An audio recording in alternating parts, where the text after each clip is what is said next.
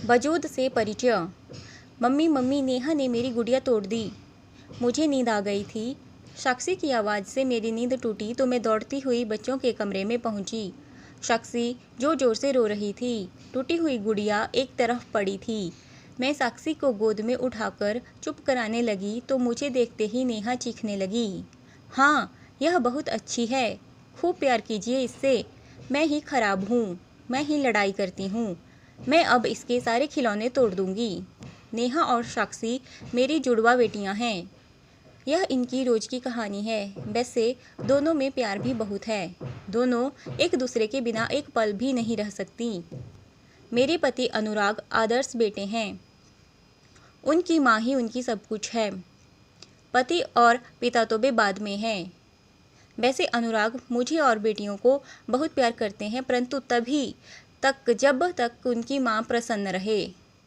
यदि उनके चेहरे पर एक पल को भी उदासी छा जाए तो अनुराग क्रोधित हो उठते हैं। तब मेरी और मेरी बेटियों की आफत हो जाती। शादी के कुछ दिन बाद की बात है। माँ जी कहीं गई हुई थी, अनुराग ऑफिस गए थे। घर में मैं अकेली थी। माँ जी और अनुराग को सरप्राइज़ देने के लिए मैंने कई तरह का खाना बनाया, परंतु यह क्या, माँ जी अनुराग के साथ घर पहुंचकर सीधे रसोई में जा घुसी और फिर जोर से चिल्लाई, यह सब बनाने को किसने कहा था। मैं खुशी खुशी बोली, मैंने अपने मन से बनाया है। वे बड़बड़ाती हुई अपने कमरे में चली गई और दरवाज़ा बंद कर दिया। अनुराग भी चुपचाप ड्राइंग रूम में सोफे पर लेट गए। मेरी खुशी काफूर हो चुकी थी। अनुराग क्रोधित स्वर में बोले, तुमने अपने मन से खाना क्यों बनाया। मैं गुस्से में बोली, क्यों, क्या यह घर मेरा नहीं है? क्या मैं अपनी इच्छा से खाना भी नहीं बना सकती? मेरी बात सुनकर अनुराग जोर से चिल्लाए, नहीं, यदि तुम्हें इस घर में रहना है तो माँ की इच्छा अनुसार चलना होगा। यहाँ तुम्हारी मर्जी नहीं चलेगी। तुम्हें माँ से माफ़ी मांगनी होगी। मैं रो पड़ी। मैं गुस्से से उबल रही थी कि सब छोड़ छाड़ अपनी माँ के पास चली जाऊँ। लेकिन मम्मी पापा का उदास चेहरा आंखों के सामने आते ही मैं माँ के पास जाकर बोली, माँ जी माफ़ कर दीजिए, आगे से कुछ भी अपने मन से नहीं करूँगी। मैंने माँ जी के साथ समझौता कर लिया था। सभी कार्यों में उनका ही निर्णय सर्वोपरि रहता। मुझे कभी कभी बहुत गुस्सा आता, मगर घर में शांति बनी रहे इसीलिए खून का घूंट पी जाती। सब सुचारू रूप से चल रहा था कि अचानक हम सबके जीवन में एक तूफान आ गया। एक दिन मैं ऑफिस में चक्कर खाकर गिर गई और फिर बेहोश हो गई। डॉक्टर को बुलाया गया तो उन्होंने चेकअप कर बताया कि मैं माँ बनने वाली हूँ। सभी मुझे बधाई देने लगे, मगर अनुराग और मैं दोनों परेशान हो गए कि अब क्या किया जाए। तभी माँ जी ने प्रसन्नता व्यक्त करते हुए कहा, तुम्हारे बेटा नहीं था, उसी कमी को पूरा करने के लिए यह अवसर आया है। माँ खुशी से नहीं समा रही थी। वे अपने पोते के स्वागत की तैयारी में जुट गई थीं। अब माँ मुझे नियमित चेकअप के लिए डॉक्टर के पास ले जाती। चौथे महीने मुझे कुछ परेशानी हुई तो डॉक्टर के मुंह से अल्ट्रासाउंड करते समय अचानक निकल गया कि बेटी तो पूरी तरह ठीक है और माँ को भी कुछ नहीं है। माँ जी ने यह सुन ली। फिर क्या था, घर आते ही फरमान जारी कर दिया गया कि दफ्तर से छुट्टी ले लो और डॉक्टर के पास जाकर गर्भपात कर लो। माँ जी का पोता पाने का सपना जो टूट गया था। मैंने अनुराग को समझाने का प्रयास किया, परंतु वे गर्भपात के लिए डॉक्टर के पास जाने की जिद पकड़ ली। आखिर वे मुझे डॉक्टर के पास ले ही गए। डॉक्टर बोली, आप लोगों ने आने में बहुत देर कर दी है, अब मैं गर्भपात की सलाह नहीं दे सकती। अब माँ जी का व्यवहार मेरे प्रति बदल गया। व्यंग्य बाणों से मेरा स्वागत होता। एक दिन बोली, बेटियों की माँ तो एक तरह से बांझ ही होती है, क्योंकि बेटे से वंश आगे चलता है। अब घर में हर समय तनाव रहता। मैं भी बेवजह बेटियों को डांट देती। अनुराग मांझी की हाँ में हाँ मिलाते, मुझसे ऐसा व्यवहार करते जैसे इस सब के लिए मैं दोषी हूँ। वे बात बात पर चीखते चिल्लाते, जिससे मैं परेशान रहती। एक दिन माँ जी किसी अशिक्षित दाई को लेकर आई और फिर मुझसे बोली, तुम ऑफिस से 2-3 दिन की छुट्टी ले लो। यह बहुत एक्सपर्ट है, इसका रोज का यही काम है।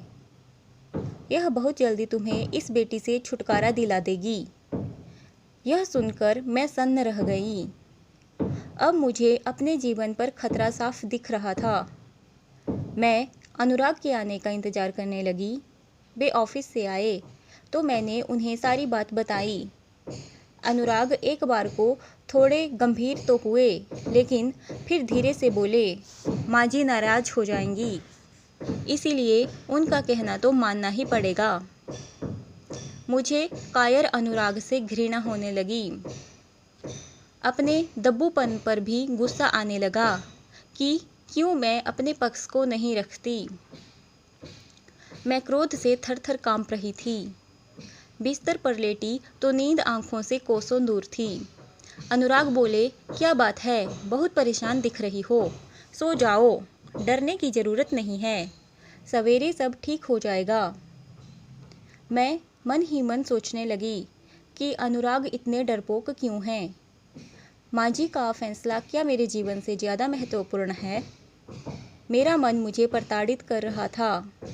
मुझे अपने चारों ओर उस मासूम का करुण क्रंदन सुनाई पड़ रहा था। मेरा दिमाग फटा जा रहा था। मुझे हत्यारी होने का बोध हो रहा था। बहुत हुआ, बस अब नहीं, सोचकर मैं विरोध करने के लिए मचल उठी। मैं चित्कार कर उठी कि नहीं मेरी बच्ची, अब तुम्हें मुझसे कोई दूर नहीं कर सकता। तुम इस दुनिया में अवश्य आओगी। मैंने निडर होकर निर्णय ले लिया था। यह मेरे वजूद की जीत थी। अपनी जीत पर मैं स्वतः इतरा उठी।